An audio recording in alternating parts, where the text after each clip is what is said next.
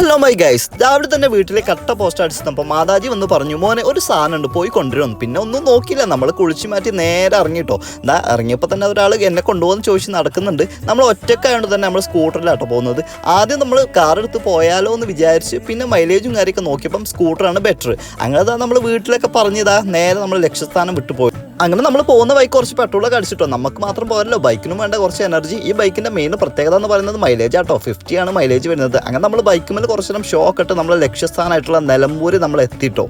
അങ്ങനെ നമ്മളിവിടെ ഒരാൾ കാത്തിരിക്കുന്നുണ്ട് കേട്ടോ. ഇത് വേറെ ആരുമല്ല, എൻ്റെ ഉമ്മാൻ്റെ അനിയത്തിയാണ്. അങ്ങനെ നമ്മൾ നേരെ വീടിൻ്റെ പുറകോട്ട് പോയി. എന്താ സാധനം എന്ന് വെച്ചാൽ ഇത് തന്നെയാണ് ഉമ്മ കൊണ്ടുവരാൻ വന്ന സാധനം, ചക്ക. കാരണം ഇപ്പോൾ ചക്ക സീസൺ അല്ലാത്തതുകൊണ്ട് എല്ലാവർക്കും ചക്ക കഴിക്കാനൊരു ആഗ്രഹം ഉണ്ടാവുമല്ലോ. പിന്നെ മാതാജി എന്തെങ്കിലും ഒരു ആഗ്രഹം പറഞ്ഞ് നമ്മളെ നിറവേറ്റി കൊടുക്കണമല്ലോ. അങ്ങനത്തെ താത്ത ചക്കയൊക്കെ പറിച്ച് തന്നിട്ടോ. പിന്നെ താത്ത കൃഷി അതുപോലെ തന്നെ പൂന്തോട്ടമൊക്കെ ഭയങ്കര ഇഷ്ടമാണ്. അപ്പം പുതിയ വന്ന പൂന്തോട്ടത്തെ കുറിച്ചൊക്കെ നമുക്ക് പറഞ്ഞു തരാം.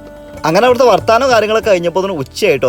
ഉച്ചക്കാണ് പോരുന്നത്. അങ്ങനെ നല്ല വെയിലും കൊണ്ട് എടുത്ത സാധനം നമ്മൾ ബൈക്കിലേക്ക് വെച്ചിട്ടോ. അങ്ങനെ താത്ത എടുക്കോ പോകണം പറഞ്ഞ് അങ്ങോട്ട് എടുക്കോ പോവാണ്. അങ്ങനെ വീട്ടിലെത്തിയപ്പോൾ ഒറ്റ വിട്ട് 2 കഷ്ണാക്കി ചക്ക നമ്മളങ്ങോട്ടോ എടുത്തിട്ടോ. നല്ല അടിപൊളി തേൻവരിക്ക ചക്കയാണ്. എന്താ ഇതിൻ്റെ രുചി! കാരണം ഇപ്പോൾ ചക്ക സീസൺ അല്ലാത്തത് നമുക്ക് ഇതൊരു അനുഭവമാണല്ലോ.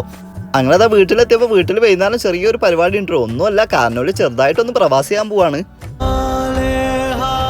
അങ്ങനെ ദുവാൻ കാര്യങ്ങളൊക്കെ കഴിഞ്ഞ ശേഷം നമ്മൾ വീട്ടിൽ നിന്ന് ഇറങ്ങിയിട്ടോ. നമ്മൾ കൊണ്ടാക്കുന്ന പോകുന്നുണ്ട്. അങ്ങനെ നമ്മൾ എയർപോർട്ടിൽ എത്തി. ഇവിടെ അവൻ പൂണേൻ്റെ കുറച്ച് അമ്പരപ്പിലാണ്. കുറച്ച് ഇമോഷണൽ ആയിട്ടുള്ള കാര്യങ്ങളൊക്കെ ഉണ്ടായിരുന്നു. അങ്ങനെ അവന് പോകാനുള്ള സമയമായി. അങ്ങനെ ഇമ്മ എയർപോർട്ടിനെ കുറിച്ച് എന്തൊക്കെയാണ് ഡൗട്ട് കാര്യങ്ങളൊക്കെ ചോദിക്കുന്നുണ്ട് കേട്ടോ. പിന്നെ ഇപ്പം ഞാനൊരു ഏവിയേഷൻ പഠിച്ചാണല്ലോ. അങ്ങനെ അമ്മയോട് പറഞ്ഞു നമുക്ക് സെൽഫി എടുത്ത് പോവാന്ന്. അങ്ങനെ നമ്മൾ നേരെ വീട്ടിലേക്ക് പോകാട്ടോ. കാരണം അവന് എല്ലാ കാര്യങ്ങളും സെറ്റായി. പിന്നെ നമ്മളിവിടെ നിൽക്കേണ്ട ആവശ്യമില്ല. അങ്ങനെ രാത്രിയായപ്പോൾ ഉള്ളിൽ കൂടെ ചെറിയൊരു ഉൾവിളി വന്നിട്ടോ. ചെറുതായിട്ടൊന്ന് ഭക്ഷണം കഴിച്ചാലോ. അങ്ങനെ നമ്മൾ നേരെ വിട്ട് അരീക്കോട്ട് പോയി ഭക്ഷണം കഴിച്ചതെന്ന് വന്ന ശേഷം നല്ല ഒരു സുഖനിദ്ര.